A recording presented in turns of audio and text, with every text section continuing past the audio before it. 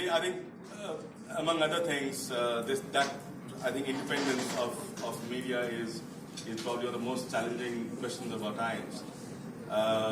We face it also almost every second day because you're probably aware that we are also facing a blockade from the UAE and Saudi Arabia. So, and we are quite to a large extent funded by our government. So we are also under pressure to report stories which are against Saudi Arabia, against UAE. I'll give you some examples of how, as journalists, you have to save your job, let's face it, okay?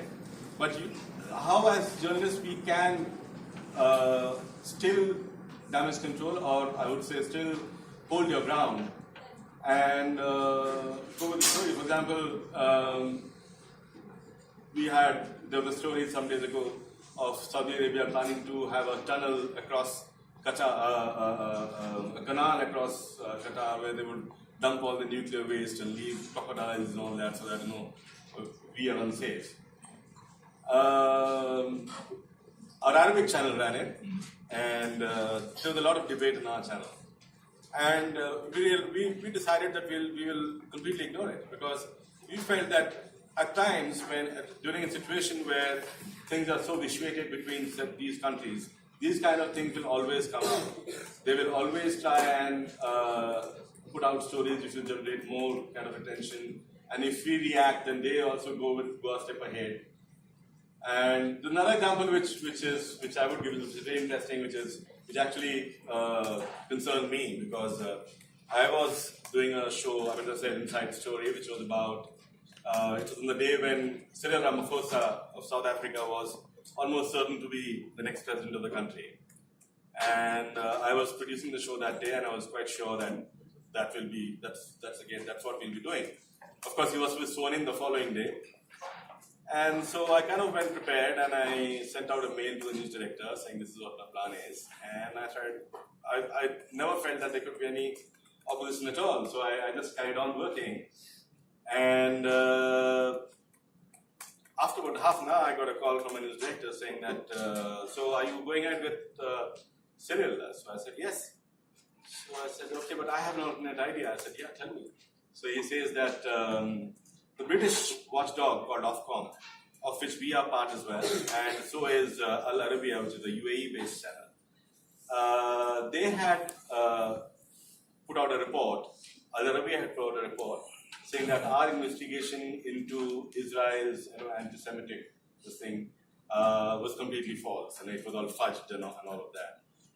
And so Ofcom obviously had taken note of their story and had started investigating our investigation.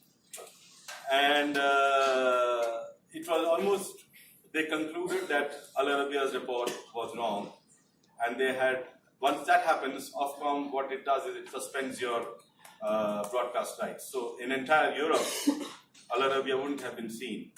Well, that would have been a huge insult for us, for Al Arabiya. And for the government of Qatar and for the people who are higher ups in Al Jazeera, it was a great story to show to the world about the credibility of the channels in the UAE and Saudi Arabia. And lo and behold, I was asked that we should do the story. So we should do a show on it. So I said, but why would a viewer, why would you be interested in watching it? I mean, it is not a larger story. I mean, a man like Cyril Ramaphosa replacing a corrupt president probably will have a better recall among viewers. But the understanding was that, we can do it the following day as well because he was just sworn in.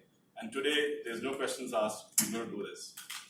Now, it became a huge, Martin Dennis, I think, quite a few would know, is a very veteran news presenter who was BBC for long. She was in India as well, when probably you all were born. So she was my presenter that day, and Martin was hopping mad because she said, this is just not on. So we figured out what to do, because we had to do the story, and that had to be the peg. The first thing we did was to shoot off a mail to Ofcom to say that what is the status of their investigation. So, and when are they releasing the contents of it?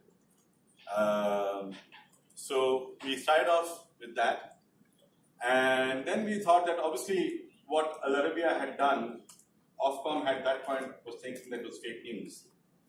And as you said, you asked us about fake news. So we said that okay, and President Trump also had been talking a lot about fake news. So we made a kind of montage of Trump saying fake news, and all that, just to start off. And then we did a graphic of how fake news led to tensions between countries. We had examples of Iran and Pakistan. We had an example of the US and Mexico, and there's one more example. So it kind of, so what we did, we started off with the question that yes, this is what has happened, and then we expanded the show into a fake news discussion.